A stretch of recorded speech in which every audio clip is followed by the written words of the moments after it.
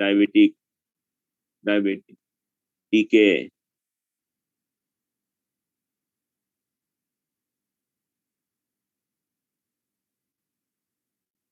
Diabetes mellitus is a common chronic metabolic disease characterized by hyperglycemia as a cardinal biochemical feature. জানো তো নাকি? এটা একটা chronic disease, এটা মেটাবলিক ডিজিজ, এবং এটার মেইন ফিচার যেটা সেটা হচ্ছে hyperglycaemia. The major forms of diabetes are differentiated by insulin deficiency and insulin resistance. তাহলে এখানে দুইটা বিষয়, একটা হচ্ছে ইনসুলিন ডিফিসিয়েন্সির কারণে ডায়াবেটিস হতে পারে অথবা ইনসুলিন রেজিস্ট্যান্সের কারণে হতে পারে। এটা হচ্ছে আমরা যদি গ্রসলি যদি আমরা আলাদা করি তাহলে এইভাবে আমরা আলাদা করতে পারি সহজভাবে। একটা হচ্ছে ইনসুলিন ডিফিসিয়েন্সি কারণে ডায়াবেটিস হতে পারে অথবা ইনসুলিন রেজিস্ট্যান্সের কারণে হতে পারে। Type 1 diabetes mellitus results from deficiency of insulin secretion because of pancreatic beta cell damage. এটা আমরা পরে দেখব কিভাবে বিটা সেল ড্যামেজ হয়। মূলত সেখানে বিটা সেল ড্যামেজ হয়ে যাচ্ছে, বিটা সেল যখন ড্যামেজ হবে সেখান থেকে ইনসুলিন আসবে না, ইনসুলিন ডিফিসিয়েন্সি হবে, ডায়াবেটিস হবে। Type 2 diabetes mellitus is a consequence of insulin resistance occurring at the level of skeletal muscle, liver, and adipose tissue with various degrees of beta cell impairment. তাইলে আমরা আজকে পেডিয়াট্রিক্সে diabetes mellitus পড়ছি, শিশুদের diabetes mellitus হয় কিনা এটা আগে আমি তোমাদেরকে জিজ্ঞেস করে নাই। শিশুদের ডায়াবেটিস মেলাইটাস হয়? জি স্যার। টাইপ 1 হতে পারে স্যার। টাইপ 2 হইতে পারে না? জি স্যার। Rare sir. হ্যাঁ, কারো অভিজ্ঞতা আছে, কারো পরিচিতদের মাঝে বা শিশুদের বাচ্চাদের ডায়াবেটিস হয়েছে এরকম কারোর অভিজ্ঞতা আছে, জানা আছে, নাকি শুধু থিওরিটিক্যাল? তাইলে ডায়াবেটিস কিন্তু বাচ্চাদের হতে পারে, এটা টাইপ 1ও হতে পারে, টাইপ 2 হতে পারে। এটা অনেকের হয়তো ধারণা যে টাইপ 2টার সাধারণত আমরা আগে বলতাম যে ম্যাচুরিটি অনসেট ডায়াবেটিস মেলাইটাস, এখন কিন্তু ওই ম্যাচুরিটি অনসেট আর বলা হয় না, টাইপ 2 ডায়াবেটিস মেলাইটাস বলা হয়। ঠিক আছে, সুতরাং টাইপ 1ও হতে পারে, টাইপ 2ও হতে পারে উইথ কমপ্লিকেশন ডিকে নিয়ে। আমাদের কাছে বাচ্চারা সাধারণত ডায়াবেটিস কিটোএসিডোসিস নিয়ে আমাদের কাছে প্রেজেন্ট করে। First presentation is one of the complication of diabetes mellitus, এইভাবে আমাদের কাছে আসে। অ্যাডাল্টের মতো ওইভাবে তো আর ফুল ব্লোন ফিচার বাচ্চাদের অনেক সময় আইডেন্টিফাই করা যায় না, যে কারণে দেখা যায় আন্ডার ডায়াগনোস থাকে এবং কমপ্লিকেশন নিয়ে বেশিরভাগ ক্ষেত্রে কমপ্লিকেশন নিয়ে ফার্স্ট ডায়াগনোসিস হয়। তাইলে ডায়াবেটিস শিশুদের হয় এবং এটা আমাদের জানতে হবে। তাহলে type 1 diabetes is the most common endocrine metabolic disorder of childhood and adolescence with important consequence for physical and emotional development. এটা খুবই তাদের জন্য, বাচ্চাদের যখন ডায়াবেটিস হয় এটা শুধু ফিজিক্যাল ডেভেলপমেন্টকেই হ্যাম্পার করে না। ওই দিন আমরা ডেভেলপমেন্ট নিয়ে কথা বলছিলাম যে গ্রোথ এন্ড ডেভেলপমেন্ট দুইটা আলাদা টার্ম। তো এটা শুধু ফিজিক্যাল ডেভেলপমেন্টকেই বা গ্রোথকেই হ্যাম্পার করে না, ইমোশনাল ডেভেলপমেন্ট বা তার যে আদার ডেভেলপমেন্টাল প্যারামিটার গুলোকেও হ্যাম্পার করে। Individuals with type 1 diabetes mellitus confront serious lifestyle alteration, including an absolute daily requirement of exogenous insulin, the need to monitor their own glucose level, and the need to pay attention to dietary intake. কিছু বলছো তোমরা? কেউ কিছু বলছো? যখন একজনের type 1 diabetes mellitus হবে, এটা কিন্তু সাধারণ কথা না, তার লাইফস্টাইলের উপর এটা একটা সিরিয়াস ইম্প্যাক্ট হয়। কারণ তাকে প্রতিদিন এক্সোজেনাস ইনসুলিন নিতে হয়, তারপরে ইনসুলিন নিলে এটাকে মনিটর করতে হয়, গ্লুকোজ লেভেল, তারপর তোমার তার ডায়েটারি ইনটেকটাকে এনশিওর করতে হয়। এবং এই বিষয়টা যে কত মানে মানে জটিল, এটা যার ডায়াবেটিস মেলাইটাস হয়েছে বা যে ফ্যামিলিতে, তারা এটা বুঝতে পারে। এবং তাই দেখা যায় এগুলো যদি সঠিকভাবে না হয়, কমপ্লিকেশন গুলো নিয়ে তারা আমাদের কাছে আসে। Morbidity and mortality stem from a constant potential for acute metabolic derangement and from long-term complication that affect small and large blood vessel, resulting in retinopathy, nephropathy, neuropathy, ischemic heart disease, arterial obstruction with gangrene of the extremities. তাইলে morbidity এবং মর্টালিটিটা আসছে, acute আসতে পারে, যেটা আমরা বলছি decay নিয়ে আসতে পারে, বা আদার সিরিয়াস কমপ্লিকেশন নিয়ে আসতে পারে, এবং লং টার্ম যে ডায়াবেটিসের যে এস্টাবলিশ কমপ্লিকেশন গুলো আছে সেগুলো নিয়ে আমাদের কাছে আসতে পারে, বা এগুলো তাদের ভুগতে হয়। The acute clinical manifestations are caused by hyperinsulinemic, hyperglycemic ketoacidosis, যেটাকে আমরা বলছিলাম যে এই ম্যানিফেস্টেশন নিয়ে আমাদের কাছে অনেক সময়, বেশিরভাগ ক্ষেত্রেই আমাদের ওয়ার্ডে আসে, ভর্তি হয়, এবং তখন দেখা যায় যে এই বাচ্চাটা ডায়াবেটিস মেলাইটাসে ভুগছে, টাইপ 1 বা টাইপ 2। এর আগে কিন্তু তারা কেউই জানে না যে সে ডায়াবেটিস মেলাইটাসে ভুগছিল। তাইলে আমরা একটু ক্লাসিফিকেশন, এখানে অনেকগুলো ক্লাসিফিকেশন অনেকভাবে করা যায়। আমরা etiology classification of diabetes mellitus, এখানে আমরা একটা লম্বা লিস্ট দেখবো। লম্বা লিস্টটাকে আমরা সামারি করে ফেলবো। জাস্ট একবার লিস্টটা দেখে নাও, এরপর আমরা এটাকে সামারি করব। তোমরা যেটা বলছিলাম যে টাইপ 1 এবং টাইপ 2, আর কোন ডায়াবেটিসের কথা কি তোমাদের জানা আছে? আর কোন বাচ্চাদের ক্ষেত্রে হতে পারে? কেউ বলতে পারবা এই দুইটার বাইরে?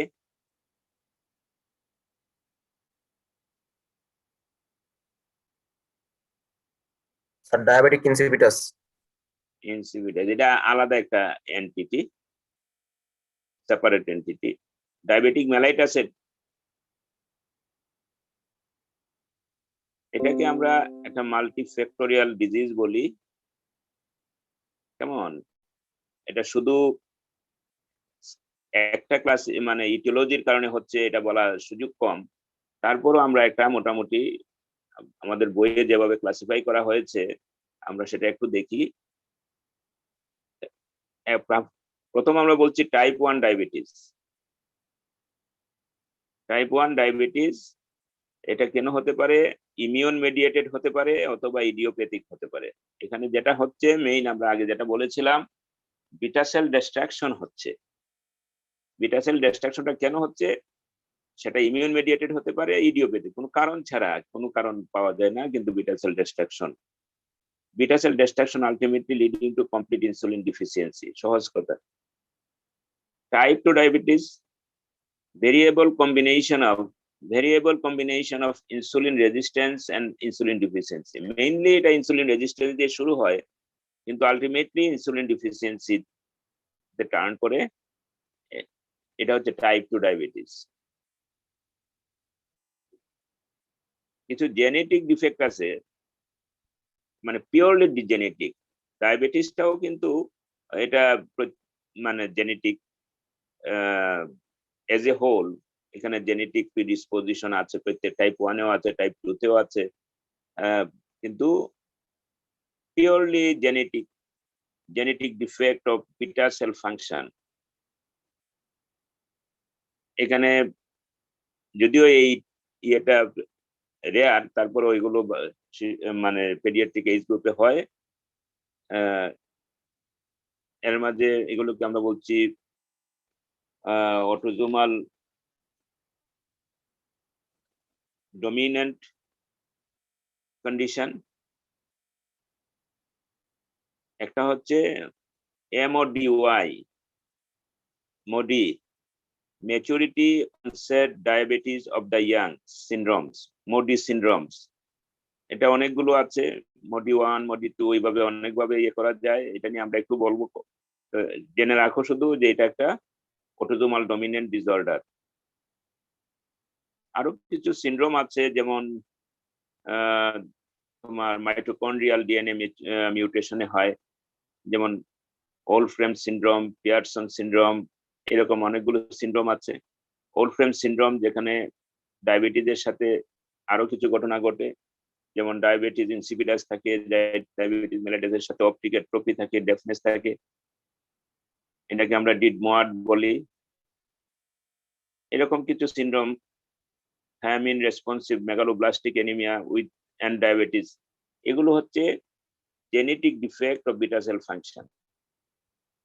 এর মধ্যে একটাই মনে রাখো যে এটা পেডিয়াট্রিক্স, যেটা আমাদের মনে রাখতে হবে, MODY ম্যাচুরিটি, M দিয়া ম্যাচুরিটি অনসেট, M দিয়া ম্যাচুরিটি, O দিয়া অনসেট, D দিয়া ডায়াবেটিস, আর Y দিয়া of the young.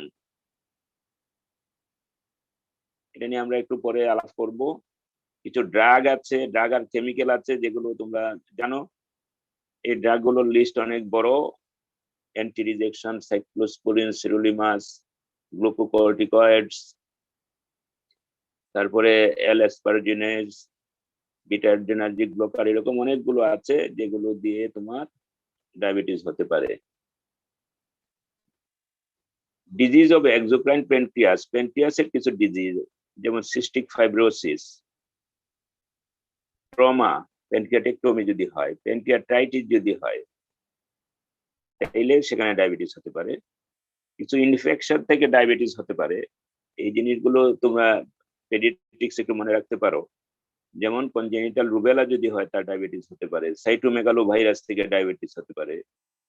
HUS haemolytic uraemic syndrome যদি হয়, তাহলে তার ডায়াবেটিস হতে পারে। Variants of type 2 diabetes, type 2 ডায়াবেটিসের ভেরিয়েন্ট গুলো কি?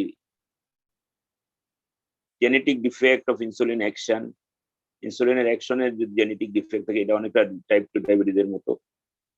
Acquired defect of insulin action, pheochromocytoma, Cushing syndrome এবং আদার্স আরো আছে।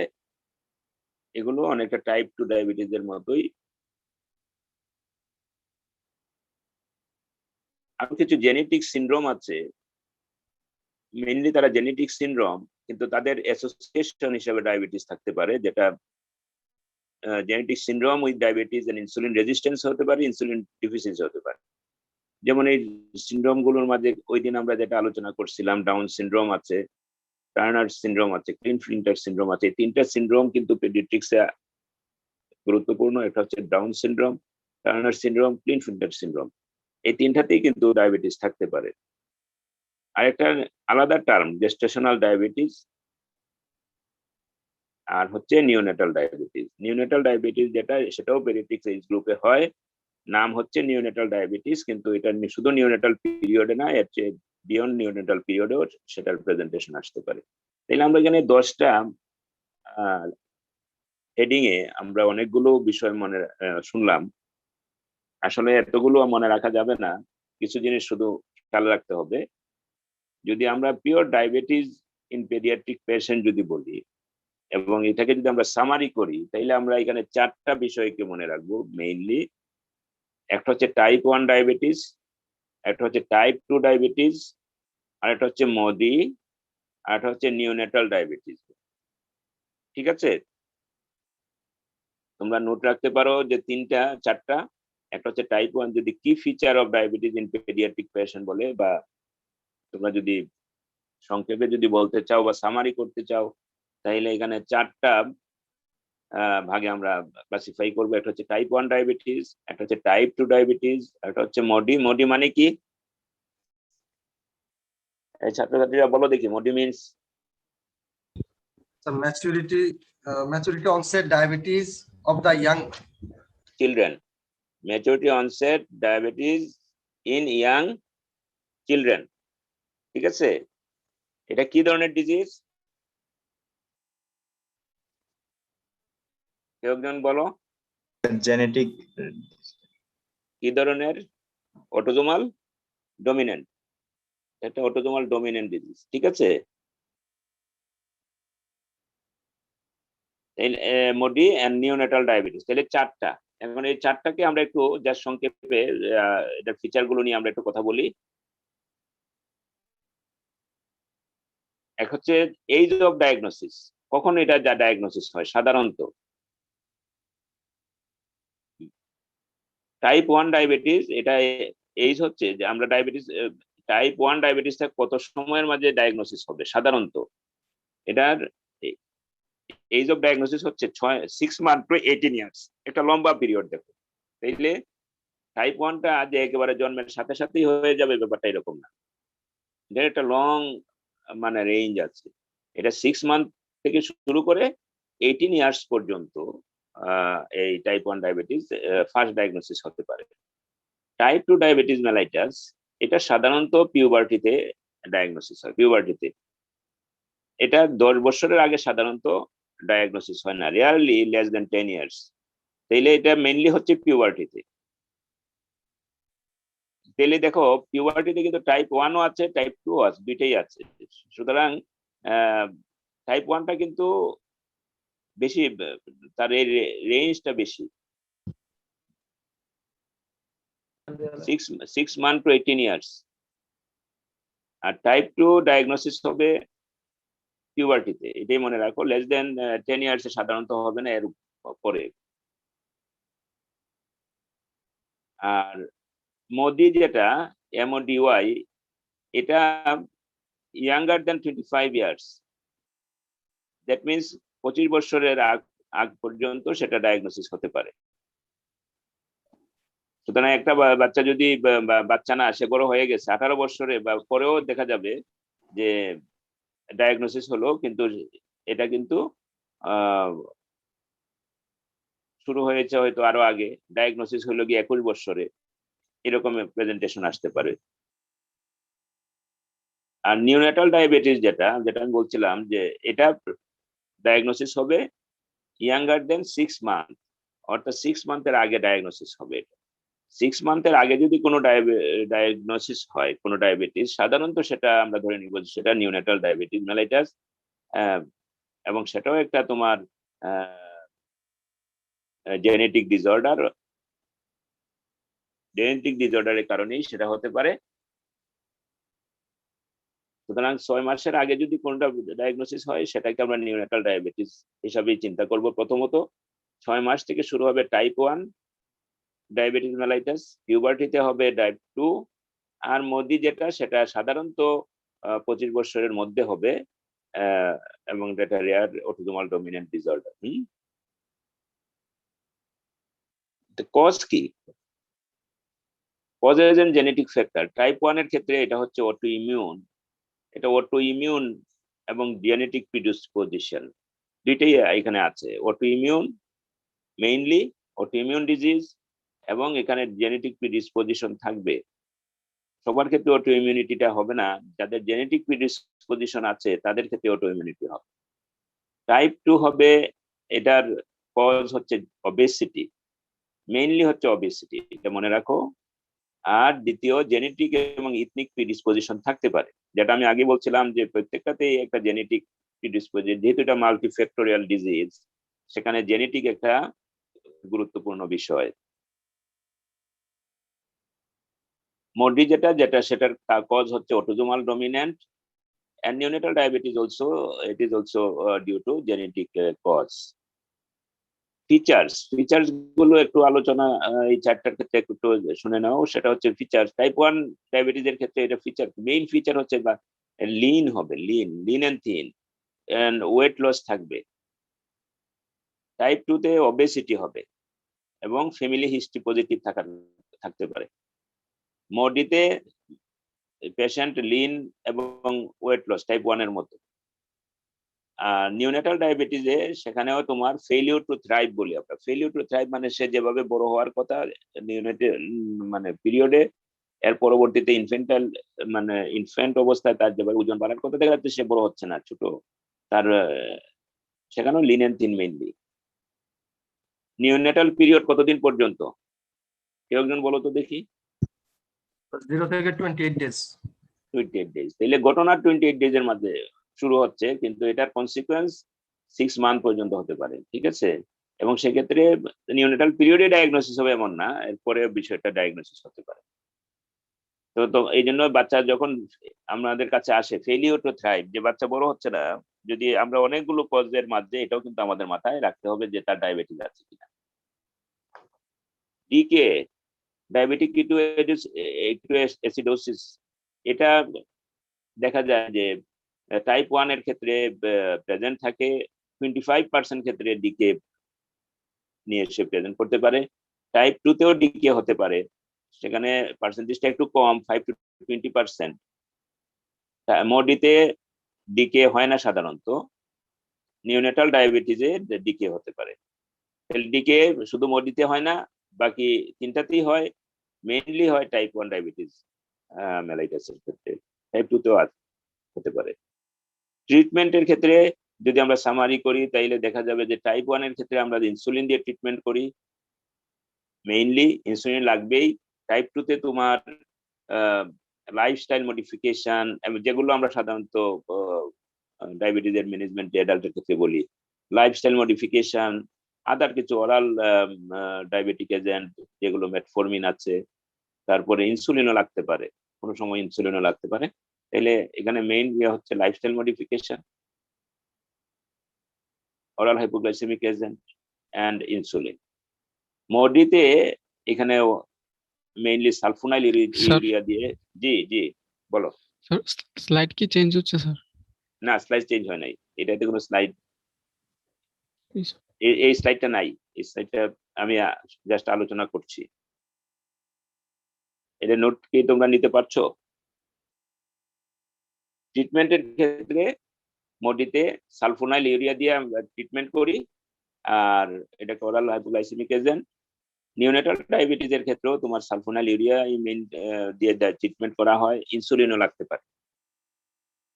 তাইলে মোটামুটি 4টা পেডিয়াট্রিক পেশেন্টের যে type, type 1, type 2, MODY and neonatal diabetes, এটার ফিচারগুলো আমরা একটু আলোচনা করলাম।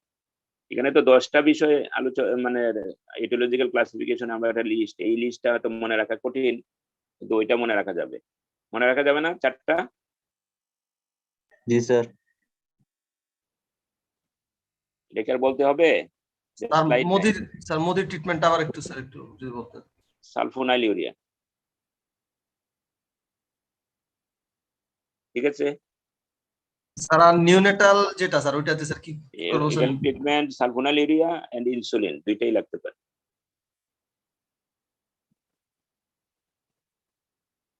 ঠিক আছে?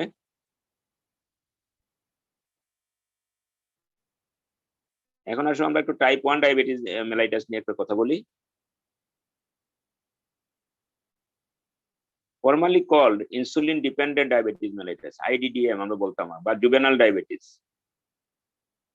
আগে এটাকে ইনসুলিন ডিপেন্ডেন্ট ডায়াবেটিস মেলাইটাস বলা হতো, বা জুভেনাল ডায়াবেটিস বলা হতো।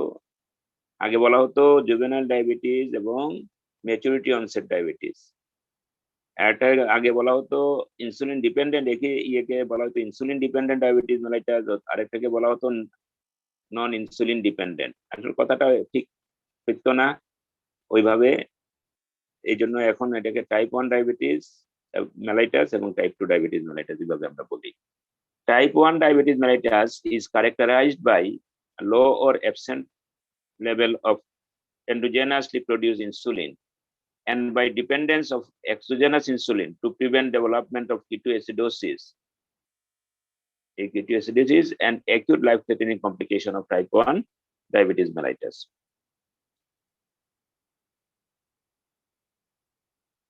The natural history includes 4 stages. এখানে 4টা স্টেজ হয়। একটা হচ্ছে preclinical beta sell auto immunity with progressive defect of insulin secretion. একটা প্রিক্লিনিক্যাল কন্ডিশন থাকে যেখানে বিটা সেল অটো ইমিউনিটি হয়, অটো ইমিউনিটি হয়ে তারপরে আস্তে আস্তে বিটা সেল গুলো ডিস্ট্রাক্ট হতে থাকে। এরপর অনসেট অফ ক্লিনিক্যাল ডায়াবেটিস, যখন বিটা সেল অনেকগুলো ডিস্ট্রাকশন হয়ে যায় তখন ইনসুলিনের ডিফিসিয়েন্সি হয়, সেখানে অনসেট অফ ক্লিনিক্যাল ডায়াবেটিস আসবে। এরপরে কিছু সময় পরে দেখা যাবে যে আবার আপনি ট্রানজিয়েন্ট রিমিশন হচ্ছে। ট্রানজিয়েন্ট রিমিশন যেটাকে বলা হচ্ছে হানিমুন পিরিয়ড, অর্থাৎ তখন মনে হবে যে মনে হয় ডায়াবেটিসটা ভালো হয়ে গেছে মনের মধ্যে, বা এরকম একটা ফেজ আমরা পাবো। এই সময়টাকে বলা হয় হানিমুন পিরিয়ড। এটা এই হানিমুন পিরিয়ডে খুশি হওয়ার কিছু নাই, কারণ এরপরে আবার ফুল ব্লোন ডায়াবেটিস হবে। এরপরে স্টেজ 4 এ হবে establish diabetes, during which there may occur acute or chronic complication. তো এই যে বিষয়টা, এখানে কিন্তু একটা তোমার ঘটনা ঘটে যায়। ওই যে ট্রানজিয়েন্ট রিমিশন, অনেক সময় দেখা যায় মনে হয় যে মনে ডায়াবেটিসটা ভালো হয়ে গেছে, আসলে এই সময়ে তখন ওষুধ টষুধ বা কেয়ারফুল মনিটরিং হয় না। পরবর্তীতে দেখা যায় যে সে অ্যাকিউট কমপ্লিকেশন বা ক্রনিক কমপ্লিকেশন নিয়ে হাজির হচ্ছে। তাহলে 4টা স্টেজ সহজভাবে এটা বিস্তারিত তোমরা বইয়ে পাবা, এখানে আলোচনা করতে গেলে ক্লামজি হয়ে যাবে। একটা হচ্ছে preclinical beta sell auto immunity. Auto immunity কিভাবে হচ্ছে এটা তোমরা দেখবা বই, হাউ অটো ইমিউনিটি হচ্ছে। Preclinical beta sell auto immunity with progressive defect of insulin secretion. তাইলে এটা হঠাৎ করে হয়ে যাচ্ছে না, যে এটা একটা সময় নিচ্ছে। এই জন্য দেখো যে 6 মাসের আগে কিন্তু টাইপ 1 ডায়াবেটিস মেলাইটাস প্রেজেন্ট হচ্ছে না, 18 বছর পর্যন্ত লেগে যাচ্ছে। কারণ কার কতটুকু সময় লাগবে এই অটো ইমিউনিটিটা তাকে ডিস্ট্রাক্ট করতে, এটা কিন্তু কেউ বলতে পারে না। কারো ক্ষেত্রে আর্লি হতে পারে, কারো ক্ষেত্রে লেট হতে পারে, কারো ক্ষেত্রে ইন্টারমিডিয়েট প্রেজেন্টেশন। তাহলে preclinical beta sell auto immunity with progressive defect of insulin secretion. Second হচ্ছে অনসেট অফ ক্লিনিক্যাল ডায়াবেটিস। সুতরাং যখন বিটা সেল ডিস্ট্রাকশন হয়ে গেল, ইনসুলিনের ডিফিসিয়েন্সি হয়ে গেল, তখন ডায়াবেটিস আসবে। এরপরে দেখা যাবে একটা রিমিশন হচ্ছে, ট্রানজিয়েন্ট রিমিশন। দেখা যাবে কিছু কিছু সেল থেকে যাচ্ছে, ওই সেল থেকে আবার হয়তো তোমার ইনসুলিন সিক্রেশন হচ্ছে, সেখানে ডায়াবেটিস আবার কন্ট্রোল উইদাউট এনি ট্রিটমেন্ট। সেই সময়টাকে আমরা বলি হানিমুন পিরিয়ড। এরপরে তোমার establish diabetes, during there may be acute or chronic complication. The onset occurs predominantly in childhood with a median age of 7 to 15 years, but it may present at any age. তাহলে অনসেটটা চাইল্ডহুডই হবে এবং এই median এজটা হচ্ছে 7 to 15 years, but it may present at any age. Type 1 diabetes is characterized by autoimmune destruction of pancreatic islets beta cells, যেটা আগে বলছি, এটা autoimmune destruction. Both genetic susceptibility and environmental factors contribute to the pathogenesis. Both genetic susceptibility থাকবে এবং environmental factor থাকবে। এখানে শুধু genetic susceptibility হইলেই মানে ডায়াবেটিস হয়ে যাবে, ব্যাপারটা এরকম না। অথবা এটার সাথে এনভায়রনমেন্টাল ফ্যাক্টর হইলেই হয়ে যাবে, এরকম না। এই দুইটাই থাকতে পারে, দুইটা হবে, অথবা দেখা যাবে দুইটা আছে তারপরও হচ্ছে না একটা গ্রুপের, এবং সেটা কিভাবে হবে এটা কেউ আমরা বলতে পারি না। এটা থেকে এই স্লাইডটা আমরা একটু পরে দেখবো। এই দেখো, এই স্লাইডটা দেখতে পাচ্ছ তোমরা? জি স্যার। এখানে আমরা ওই কথাটাই, ওই 4টা স্টেজকেই আমরা একটু একটা ডায়াগ্রামে আনলাম। দেখো জেনেটিক সাসেপ্টিবিলিটি আছে, তাই না? এটাকে দুইটা গ্রুপ হয়ে যাচ্ছে। একটা হচ্ছে exposure to unknown environmental figure, সেই ট্রিগারটা কি আমরা জানি না, অথবা চান্স। এই গ্রুপটাতে কি হচ্ছে, অটো ইমিউনিটি হচ্ছে। জেনেটিক সাসেপ্টিবিলিটি আছে, তার একটা এক্সপোজার হলো কোনো একটা ট্রিগারের সাথে, অটো ইমিউনিটি ডেভেলপ করলো। অটো ইমিউনিটি ডেভেলপ করে প্রোগ্রেসিভ বিটা সেল লস হলো, তারপরে ক্লিনিক্যাল ডায়াবেটিস হলো। ক্লিনিক্যাল ডায়াবেটিস হয়ে দেখা গেল আবার কিছু সময়ের জন্য ক্লিনিক্যাল রিমিশন হলো, যেটাকে আমরা হানিমুন পিরিয়ড বলছি। এরপরে একটা এই পিরিয়ডের পরে তার কমপ্লিকেশন হলো। এই হলো একটা আর্ম। এই আর্মেই দেখো অটো ইমিউনিটি হচ্ছে, এরপরে দেখা যাচ্ছে no apparent beta cell loss. একটা গ্রুপের বিটা সেল লস হচ্ছে, অটো ইমিউনিটি হয়ে বিটা সেল লস হচ্ছে, কিন্তু আরেকটা গ্রুপের দেখা গেল যে বিটা সেল লস হচ্ছে না। কিন্তু কেন হচ্ছে না, এটার কোনো উত্তর আমরা এখনো জানি না, বিজ্ঞান এখনো এই করতে পারে নাই। সুতরাং জেনেটিক সাসেপ্টিবিলিটি আছে, এক্সপোজার টু আননোন ট্রিগার, একই ট্রিগার, একজনের ডায়াবেটিস অটো ইমিউনিটি হয়ে বিটা সেল ডিস্ট্রাকশন হচ্ছে, আরেকজনের হচ্ছে না। এবং কেন হচ্ছে না এটা এখনো আমরা জানি না, তার ডায়াবেটিস হচ্ছে না। ঠিক আছে। আবার জেনেটিক সাসেপ্টিবিলিটির lack of exposure of trigger, যাদের ট্রিগার এক্সপোজ হলো না, তার অটো ইমিউনিটি হলো না, তার ডায়াবেটিস হলো না।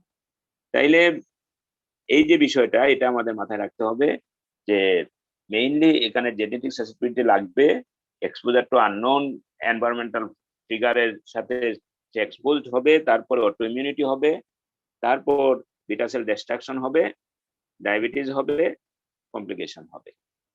কিন্তু এটা একেবারে এটাই বলা যাবে না যে অটো ইমিউনিটি হয়ে গেল মানেই সবার ডায়াবেটিস হয়ে যাবে, এটা কিন্তু নাও হতে পারে। এটাও আমাদের মাথায় থাকবে। সুতরাং প্যাথোজেনেসিসটা এই হচ্ছে মোটামুটি। সবার কাছে ক্লিয়ার কিনা?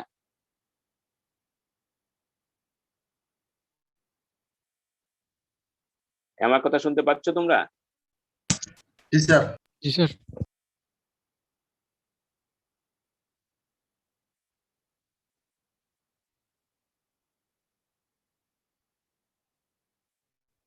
তাহলে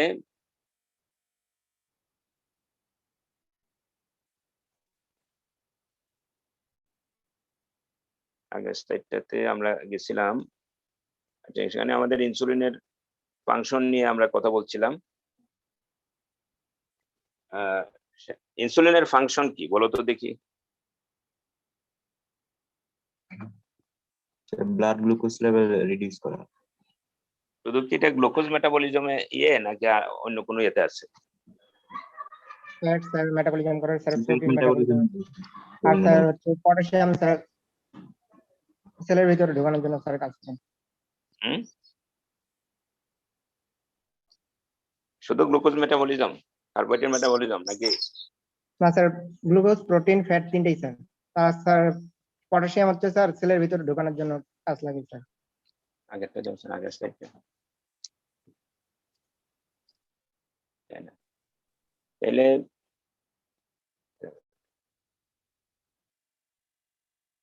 তাহলে এখানে মেটাবলিক অ্যাকশন অফ ইনসুলিন দেখো এখানে সবগুলোতেই আছে। মেইন যে আমাদের তিনটা, সেখানে কার্বোহাইড্রেট মেটাবলিজমে কি হচ্ছে, কিছু জিনিস বাড়ায় কিছু জিনিস কমায়, তাই না? কার্বোহাইড্রেট মেটাবলিজমে জাস্ট একটু জেনে রাখো, যেটা আমাদের সেখানে কি হচ্ছে, গ্লুকোজ ট্রান্সপোর্ট বাড়াচ্ছে, গ্লুকোজ ফসফোরাইলেশন বাড়াচ্ছে, গ্লাইকোজেন সিনথেসিস বাড়াচ্ছে, গ্লাইকোলাইসিস বাড়াচ্ছে, পাইরুভেট ডিহাইড্রোজেনেস অ্যাক্টিভিটি বাড়াচ্ছে, পেন্টোজ ফসফেশন বাড়াচ্ছে। আর কমাচ্ছে কি, গ্লুকোনিওজেনেসিস এবং গ্লাইকোজেনোলাইসিস। নরমালি ইনসুলিন এইভাবে কাজ করছে। লিপিড মেটাবলিজমে ট্রাইগ্লিসারাইড সিনথেসিস বাড়ায়, ফ্যাটি অ্যাসিড সিনথেসিস বাড়ায় ইন লিভার, লাইপোপ্রোটিন লাইপেজের অ্যাক্টিভিটি ইন এডিপোজ টিস্যুতে বাড়ায়। আর কমায় লাইপোলাইসিস, লাইপোপ্রোটিন লাইপেজের ইন মাসলের অ্যাক্টিভিটি সেখানে কমায়। লাইপোপ্রোটিন লাইপেজ অ্যাক্টিভিটি এডিপোজ টিস্যুতে বাড়ায় একদিকে, আর মাসলে কমায়। কিটোজেনেসিস কমায়, ফ্যাটি অ্যাসিড অক্সিডেশন কমায়। আর প্রোটিন মেটাবলিজমের ক্ষেত্রে অ্যামাইনো অ্যাসিড ট্রান্সপোর্ট বাড়ায়, প্রোটিন সিনথেসিস বাড়ায়, আর প্রোটিন ডিগ্রেডেশন কমায়। এটা হচ্ছে জাস্ট একটা ওভারভিউ। এটা তোমরা ইনসুলিনের ফাংশন আগেও পড়েছো, সুতরাং এটা জাস্ট একটু রিভিউ আমরা করব। টাইপ 2 ডায়াবেটিস মেলাইটাসের ক্ষেত্রে কি হয়, এই জিনিসটা কি, এখানে হচ্ছে children and adolescent with this type of diabetes are usually obese but are not insulin dependent and infrequently develop ketosis. Some subject with type 2 diabetes mellitus may present with or develop ketosis during severe infection or other stresses and may then need insulin for correction of symptomatic hyperglycemia. তাহলে type 2 diabetes এর ক্ষেত্রে decay কখন হতে পারে, যখন severe infection যদি তার হয় এবং আদার যদি কোনো স্ট্রেসফুল কন্ডিশন থাকে, তাইলে তার সেখানে তোমার ইনসুলিন লাগতে পারে। যেমন একটা টাইপ 2 ডায়াবেটিস মেলাইটাসে তুমি একটা অপারেশন করবা, বড় অপারেশন, সেক্ষেত্রে হয়তো দেখা যাবে যে তার ডায়াবেটিস কন্ট্রোলের জন্য ইনসুলিন লাগতে পারে। অথবা যদি তার কোনো সিভিয়ার ইনফেকশন থাকে, সেপ্টিসেমিয়া বা ইউটিআই অথবা আদার কোনো ইনফেকশন, সেখানে কিন্তু ডিকে ডেভেলপ করতে পারে, সেক্ষেত্রে ইনসুলিন লাগতে পারে। This category includes the most prevalent form of diabetes in adult. তাহলে টাইপ 2 টা mainly অ্যাডাল্টের, which is characterized by insulin resistance and often a progressive defect in insulin secretion. তাহলে এটা মেইনলি ইনসুলিন রেজিস্ট্যান্স দিয়ে শুরু হয়, কিন্তু আলটিমেটলি গিয়ে দেখা যায় যে ইনসুলিন সিক্রেশনের ডিফেক্ট, এখান থেকে progressive defect in insulin secretion হয়।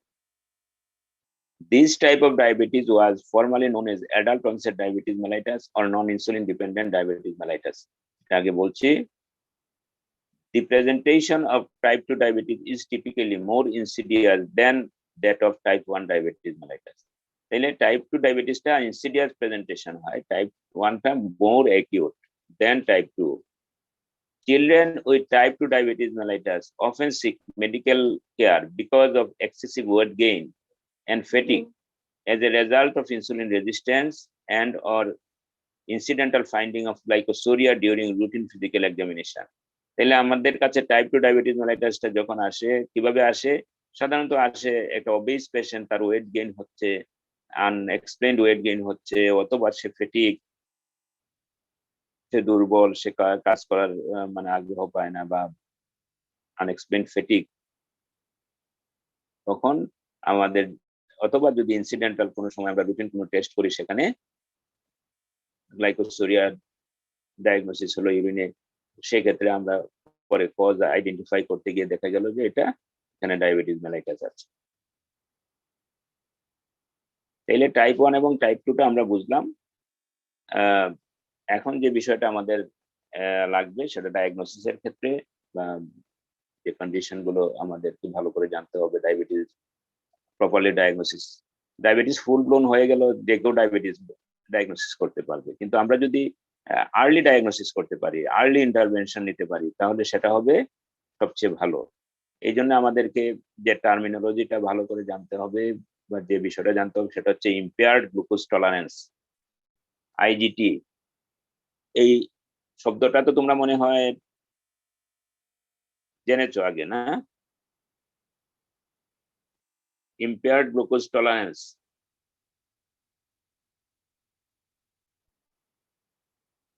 The term impaired glucose tolerance মানে কি? এটা আসলে প্রি ডায়াবেটিক কন্ডিশন, সহজ কথায় যদি আমরা বলি। ডায়াবেটিস হলো না, হয়ে গেলে তো হয়ে গেল, তাই না? যখন ইম্পেয়ার্ড গ্লুকোজ টলারেন্সটা মানে হচ্ছে এটা একটা প্রি ডায়াবেটিক কন্ডিশন, এবং এটা আমরা চাই যে এই অবস্থায় যেন আমরা বুঝতে পারি।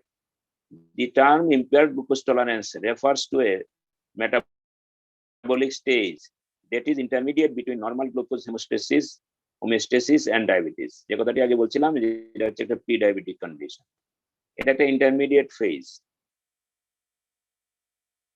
Individuals with IGT, impaired glucose tolerance, often manifest hyperglycemia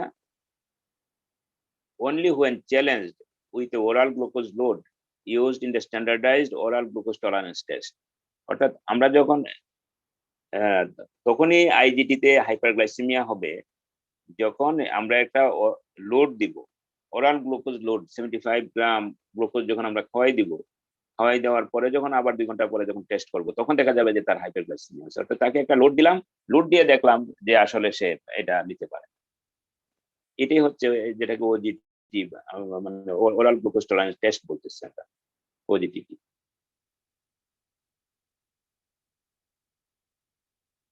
তাহলে এই টার্মটা আমাদের সামনে থাকুক, পরবর্তীতে ডায়াগনোসিসের ক্ষেত্রে এই শব্দটা আসবে। এখানে আমরা একটু ক্লিনিক্যাল ফিচারটা আমরা দেখে নিই। এটা তো আমরা সবাই জানি, এই ক্লিনিক্যাল ফিচার গুলো ওয়েট লস, ডায়াবেটিসের টিপিক্যাল ফিচার গুলো আমরা কি বলি, বাংলায় কি বলে রে ডায়াবেটিসে? বহুমূত্র। বহুমূত্র রোগ স্যার, বহুমূত্র রোগ। বহুমূত্র মানে কি? Polyuria sir. তাহলে আমাদের ট্রেডিশনাল নামটা মনে রাখতে হবে। এখন আর মানুষ আর বহুমূত্র বলে না, এখন এসে ডায়াবেটিস বলে, সবাই আধুনিক হয়ে গেছে। বহুমূত্র শব্দটাই চলে যাচ্ছে, তাই না? এখানে ওয়েট লস, পলিউরিয়া, বাচ্চাদের ক্ষেত্রে কি হবে? বহুমূত্র তো আর সে বলতে পারবে না, বাচ্চাদের এমনি বেশি পেশাব করে। এখানে সাধারণত bed waiting in young children, কোনো বাচ্চা, এটা অনেক সময় বাচ্চাদের এটা থাকে, যেটাকে আমরা নকটার্নাল এনিউরেসিস বলি, যে রাতে বিছনায় পেশাব করে দেয়। এটা অনেক বয়স পর্যন্ত হতে পারে, ইভেন তোমার এই অ্যাডোলেসেন্টও হতে পারে। তো এরকম যদি কারো থাকে, এটা কিছুটা সাইকোজেনিক, এবং কোনো কোনো ক্ষেত্রে এটা হচ্ছে তোমার হেভি, মানে একটা অর্গানিক কজের কারণে হতে পারে। সুতরাং এরকম যদি আসে, আমাদেরকে ডায়াবেটিসের কথাটা মাথায় রাখতে হবে। পলিডিপসিয়া, তার পিপাসা বেশি। পলিফেজিয়া, বেশি পানি খাবে। Tiredness, blurred vision, mood changes, skin infection নিয়ে আসতে পারে। বেশি হঠাৎ করে দেখলে একটা বাচ্চা সারা শরীরে ইনফেকশন নিয়ে আসতেছে, অথবা বারবার তার স্কিনে কোনো ইনফেকশন হচ্ছে, কোনো কারণ পাচ্ছ না, অ্যান্টিবায়োটিক দিচ্ছ, ভালো হচ্ছে, আবার হচ্ছে, তখন কিন্তু তোমার মাথায় থাকতে হবে যে এখানে এটার পিছনে আন্ডারলাইন কোনো কজ আছে কিনা diabetes. Oral and vaginal thrush নিয়ে আসতে পারে, স্কিন আলসার নিয়ে আসতে পারে, গ্যাংগ্রিন নিয়ে আসতে পারে, abdominal pain, vomiting. Abdominal pain সাধারণত ডিকেতে থাকে। ভমিটিং, ডিহাইড্রেশন, পোস্টমল breathing, altered level of consciousness, shock, এগুলো সাধারণত ডিকের ক্ষেত্রে এই প্রেজেন্টেশন গুলো থাকে। যাই হোক, মোটামুটি ক্লিনিক্যাল ফিচার গুলো সবাই আমরা কম বেশি জানি। তারপর এটা বাচ্চাদের ক্ষেত্রে যে কিছু কিছু টিপিক্যাল প্রেজেন্টেশন, যেমন যেটা বললাম যে নকটার্নাল এনিউরেসিসের মতো ফিচার, বা আদার যে ফিচার গুলো, স্কিন ইনফেকশনের, যখনই যে কোনো অ্যাডাল্ট যাই হোক, যখনই বারবার ইনফেকশন হয়, এরকম কোনো বাচ্চা যদি আসে স্কিন ইনফেকশনে, তাইলে কিন্তু ডায়াবেটিসটাকে তোমার এক্সপেক্ট করতে হবে। এখন আসো আমরা diagnostic criteria for impaired glucose tolerance and diabetes mellitus, আমরা কিভাবে ডায়াগনোসিস করব? ইম্পেয়ার্ড গ্লুকোজ টলারেন্স কখন বলা হচ্ছে? দুইটা লেভেলে আমরা ইম্পেয়ার্ড গ্লুকোজ টলারেন্স বলি। একটা হচ্ছে ফাস্টিং ইম্পেয়ার্ড গ্লুকোজ টলারেন্স, আর একটা হচ্ছে 2 hours after glucose tolerance. Fasting glucose টলারেন্সটা হচ্ছে যেখানে এটা একটা ইন্টারমিডিয়েট ফেজ, এটাকে কিন্তু আমরা ডায়াবেটিস বলছি না, এটাকে একটা প্রি ডায়াবেটিক কন্ডিশন। সেটা হচ্ছে ফাস্টিং এর ক্ষেত্রে কত পাবো আমরা? ফাস্টিং গ্লুকোজ যদি করি, তাইলে যদি করি 100 থেকে 125, 125 মিলিগ্রাম পার ডেসিলিটার। তো মিলিমোলে যদি আমরা দেখি 5.6 to 7 মিলিমোল একটা ফাস্টিং গ্লুকোজ করা হলো, পরে দেখলা একজন পাইলো 5.6 থেকে 7, তখন তুমি কি বলবা? তখন তুমি বলবা না যে আপনি ঠিক আছে, এটা কি বলবা?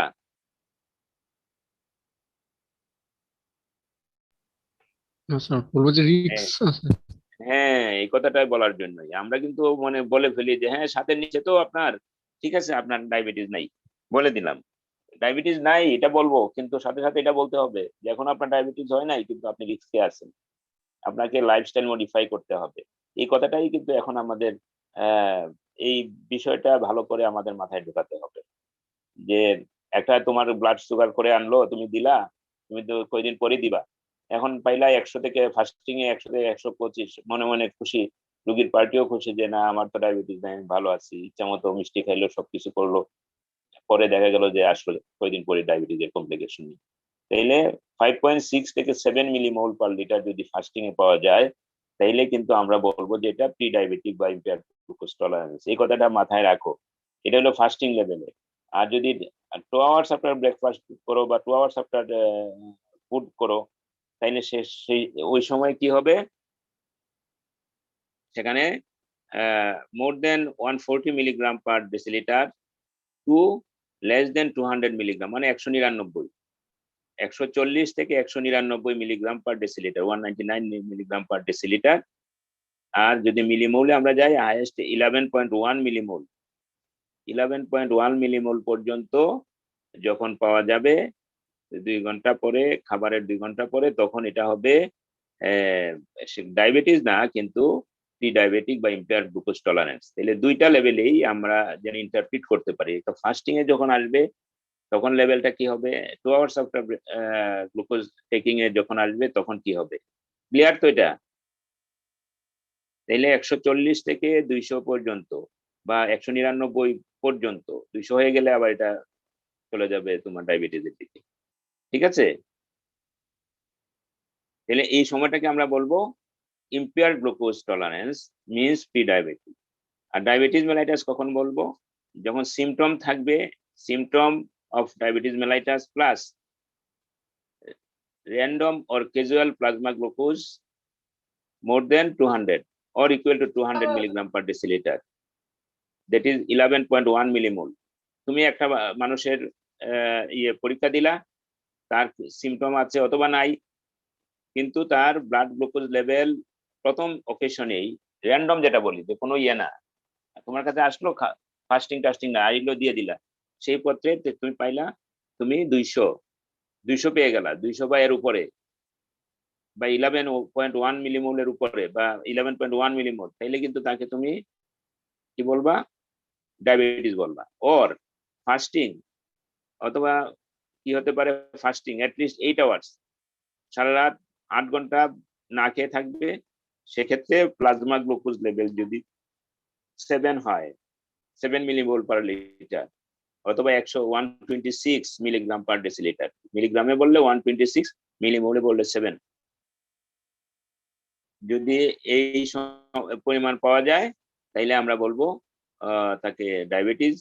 অথবা 2 আওয়ার্স আফটার ব্রেকফাস্ট, অথবা 2 আওয়ার্স আফটার টেকিং গ্লুকোজ, সেক্ষেত্রেও কিন্তু যদি 200 মিলিগ্রাম পার ডেসিলিটার যদি আমরা পাই, তাইলে আমরা বলবো কি বলবো, তাকে ডায়াবেটিস বলবো। তো ডায়াবেটিস বলার জন্য আমরা দুইটা জিনিস যদি বলি, একটা হচ্ছে র্যান্ডম অথবা ওজিটিটি যদি 200-র উপরে হয়, 200 বা এর উপরে হয়, এটাকে মিলিমোলে বললে 11.1, ঠিক আছে? এটাইলে আমরা বলবো ডায়াবেটিস, সহজ কথা। ফাস্টিং এর ক্ষেত্রে 126, ক্লিয়ার তো? জি স্যার। তাইলে ইম্পেয়ার্ড গ্লুকোজ টলারেন্স এবং ডায়াবেটিস মেলাইটাস, যেটা ভালো করে বুঝতে হবে।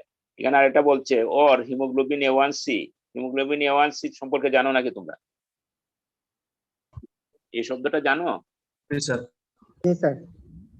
হিমোগ্লোবিন A1C যদি মোর দেন অথবা ইকুয়াল টু 6.5% হয়, অর্থাৎ 6.5 হয়ে গেলেই এটাকে আমরা ডায়াবেটিস বলি। এবং আর্লি যদি তুমি ধরতে পারো এবং তাকে লেভেল করতে পারো, তাহলে ট্রিটমেন্ট অনেক সহজ, কমপ্লিকেশন হবে না, কম হবে। আমরা হিমোগ্লোবিন A1C নিয়ে একটু কথা বলবো এখনই, এরপরে আজকের ক্লাসটা আমরা শেষ করবো, এরপরে বাকিটা আমরা পরের ক্লাসে আমরা যাবো। হিমোগ্লোবিন A1C কি? এটাকে বলে গ্লাইকোসাইলেটেড হিমোগ্লোবিন। এই শব্দটা ডায়াবেটিসের জন্য এখন কিন্তু এটাই মনে রাখতে হবে, সবচেয়ে বেশি গুরুত্বপূর্ণ। A reliable index of long-term glycemic control is provided by measurement of glycosylated hemoglobin. এটা একটা reliable index of long term glycaemic control. তোমার ডায়াবেটিস কন্ট্রোলে আছে কিনা বা ডায়াবেটিস ইয়ে হচ্ছে কিনা, এটার জন্য এই সবচেয়ে রিলায়েবল ইয়ে হচ্ছে HbA1c। HbA1c represents the fraction of hemoglobin. এটা জিনিসটা কি? Hemoglobin A1c represents the fraction of hemoglobin to which glucose has been non-enzymatically attached to the bloodstream, অর্থাৎ এটা হচ্ছে একটা ফ্র্যাকশন অফ হিমোগ্লোবিন, কিছু হিমোগ্লোবিনের সাথে নন এনজাইমেটিক্যালি গ্লুকোজ বাইন্ড করে, এই জিনিসটাই হচ্ছে HbA1c. The formation of HbA1c is a slow reaction that is dependent on the prevailing concentration of blood glucose. It continues irreversibly throughout the red blood cells lifespan of approximately 120 days. অর্থাৎ 120 দিন একটা আরবিসির life span. আরবিসির ভিতরে haemoglobin থাকে এবং এই হিমোগ্লোবিনের ভিতরে আস্তে আস্তে করে কি করছে, হিমোগ্লোবিনের সাথে গ্লুকোজ বাইন্ড হচ্ছে। এই যে ফ্র্যাকশন, যে হিমোগ্লোবিন গুলোর সাথে বাইন্ড হচ্ছে, এই হিমোগ্লোবিনের যে পার্সেন্টেজটা টোটাল আরবিসির সাথে, এই যে ফ্র্যাকশনটা, এটাই হচ্ছে HbA1c, এবং এটা 120 দিন একটা লাইফ স্পানে একটা আরবিসির। সুতরাং এই 3 মাসের 3-4-12 কয় মাস, 4 মাসের এই যে তোমার গ্লুকোজের যে কন্ট্রোল, এটা HbA1c দিয়ে বোঝা যায়। The higher the blood glucose concentration and the longer the red blood cell exposure to it, the higher is the fraction of HbA1c, which is expressed as a percentage of total hemoglobin. তাহলে যে haemoglobin গুলোর সাথে bind করতেছে, এটার সাথে total হিমোগ্লোবিনের যে percentage, this is the HbA1c, এবং এটা 120 দিনের একটা তোমার সামনে প্রেজেন্ট করতেছে।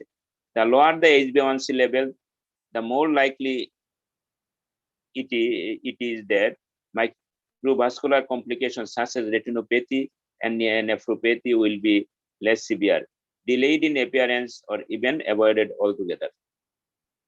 তাইলে HbA1c-টা খুবই গুরুত্বপূর্ণ। এটা দেখে আমরা মাইক্রোভাস্কুলার কমপ্লিকেশন গুলো কিরকম হবে সেটা আমরা বুঝতে পারব।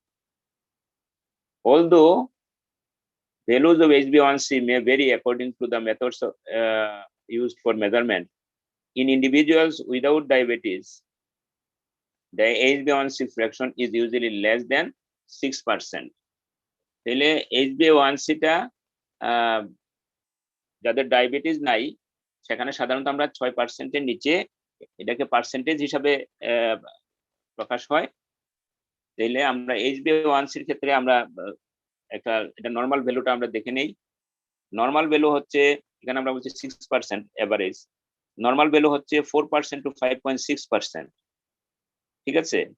আর 5.7 থেকে 6.4% হচ্ছে প্রি ডায়াবেটিক। তাহলে HbA1c 5.7 থেকে একটা নর্মাল, যার ডায়াবেটিস নাই, আগে থেকে ডায়াবেটিস ডায়াগনোসিস নাই, তার ক্ষেত্রে যদি আমরা HbA1c করি 4% to 5.6%, 5.7 থেকে 6.4% হচ্ছে তোমার প্রি ডায়াবেটিক, আর মোর দেন 6.5% হচ্ছে ডায়াবেটিক। ক্লিয়ার তো? জি স্যার। আর ইন্ডিভিজুয়াল উইথ ডায়াবেটিস, যার ডায়াবেটিস হয়ে গেছে, তার ক্ষেত্রে HbA1c দিয়ে তুমি কিভাবে করবা, যে তার ডায়াবেটিসটা কিভাবে কন্ট্রোল আছে।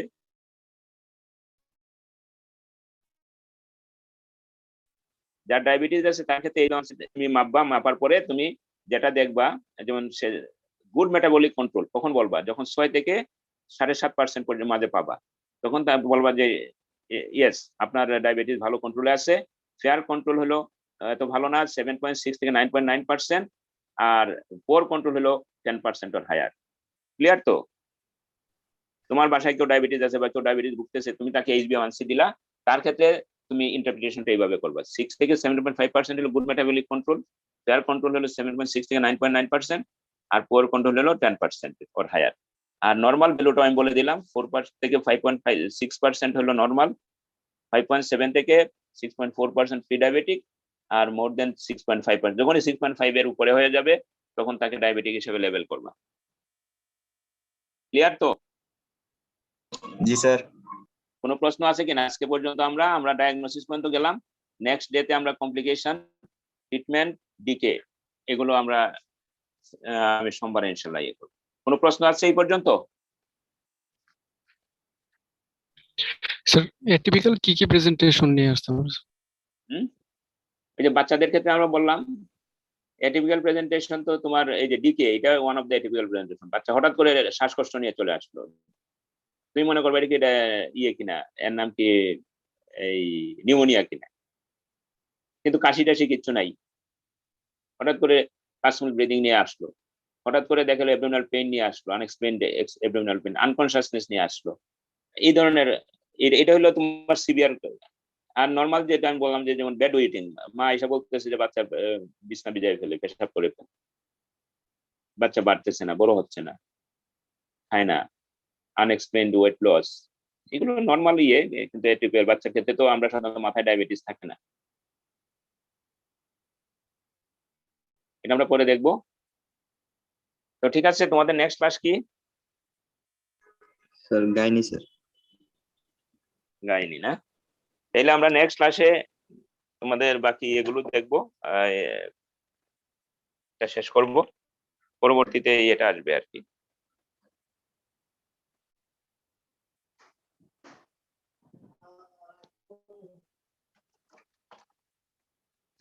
ঠিক আছে।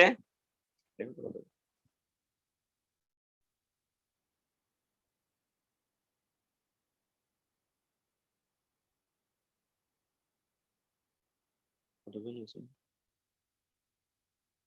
বেরিয়ে গেছে।